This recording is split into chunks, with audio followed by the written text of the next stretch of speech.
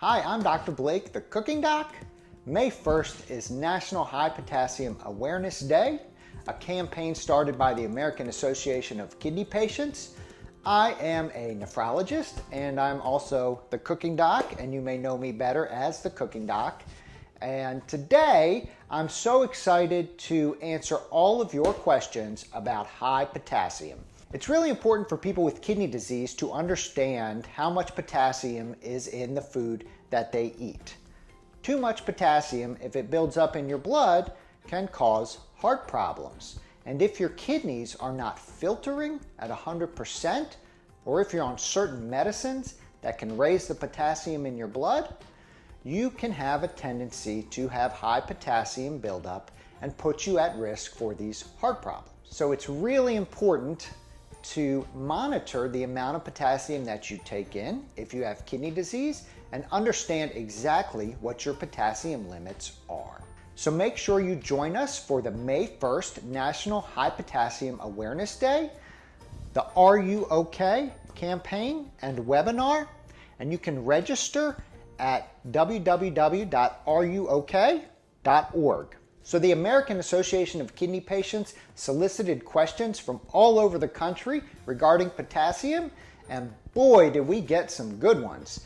Some of these really made me think and are fantastic questions to help you understand why potassium is important and how potassium fits in to your kidney health. Let's start with Mark.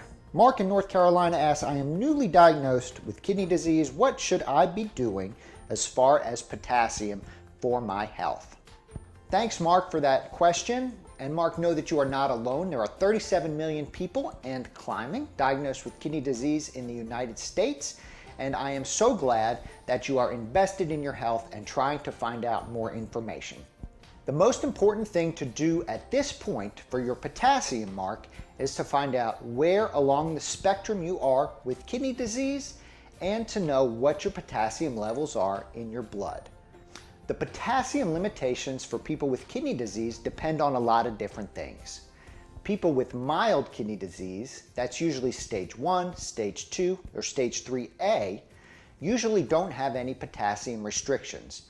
And so for you, talk to your doctor or your dietitian and see if your potassium levels are normal and if you're at risk for high potassium. And if you're not, then you may not have any potassium limitations. On the other hand, if you're in stage 4 or 5 kidney disease or on dialysis, you may need to limit the potassium in your diet. So ask your doctor, what is my potassium level in my blood? Am I at risk for high potassium? And if you are at risk, then do exactly what you're doing.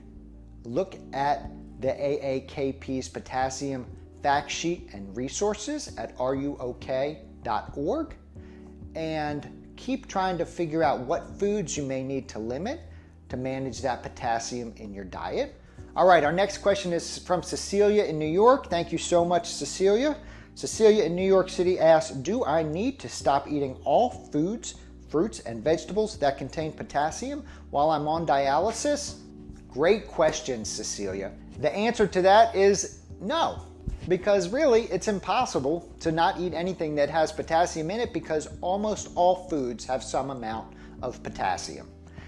So if you're on dialysis, you may need to limit some of the potassium in your diet. Not everybody does, but a lot of people who are on dialysis do need to limit that potassium. But there are ways to still enjoy some of your favorite foods. For example, as soon as people see high potassium foods and limits, they get rid of all the bananas, all the oranges, all the tomatoes. And that will certainly lower the potassium in your diet, but there are some people that just love tomatoes. So if you're on a potassium restriction, but you love tomatoes, maybe you can have a slice of tomato, 2 slices of thin tomato on your sandwich.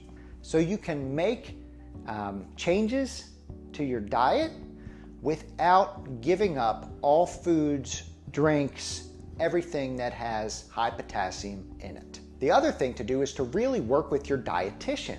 Your dietitian, if you're on dialysis, can tell you your risk for high potassium and can tell you whether or not you need to be very strict with your potassium intake, or if you can have some of these things that have high potassium in them if you're careful with the rest of your diet. All right, our next question is from Joe in Florida. Joe asks, there's a lot of talk about fruits and veggies with high potassium, but what about drinks?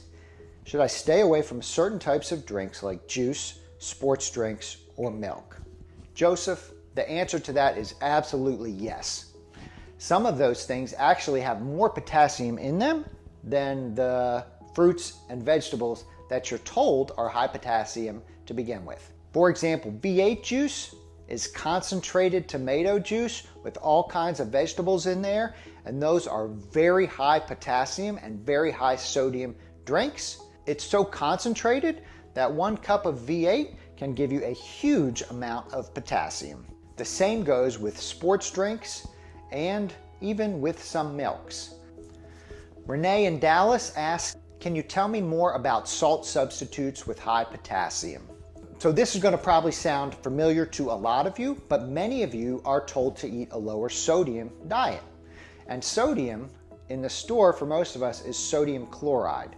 So everybody with kidney disease needs to be on a lower sodium diet. So what do people do oftentimes is they go into the store and they buy the salt substitute, thinking that that will be a safer alternative to regular salt. The problem with the salt substitute is that instead of sodium chloride, it's potassium chloride. And so you may not be getting the same sodium load, but you are getting a potassium load. And if you need to limit the potassium in your diet, then the salt substitutes that are potassium chloride can be very, very dangerous. Plus, those potassium chloride substitutes, those salt substitutes, I don't think they taste very good. So stick with regular salt, just use a little bit at a time and limit your processed foods and eating out. And that's the way to lower the sodium in your diet, not by going with the salt substitute, because that potassium chloride can be very dangerous. Adam from Iowa asks, are there foods to eat to help lower my potassium if and when my levels get too high? And that is just a great question. And the answer is no. There aren't any specific foods that you can eat to bring your potassium down once it gets too high. There are lots of medicines that you can take, things that can help you get rid of potassium through your urine or through your stool that can bring the potassium level down in your body. But once it gets too high from the foods you eat, there aren't foods that you can then take in that will bring that potassium level down to a safe level. I hope you're enjoying these questions and answers. Make sure you join us on May 1st for National High Potassium Awareness Day, the Are You OK campaign. You can register at ruok.org. Make sure you sign up today.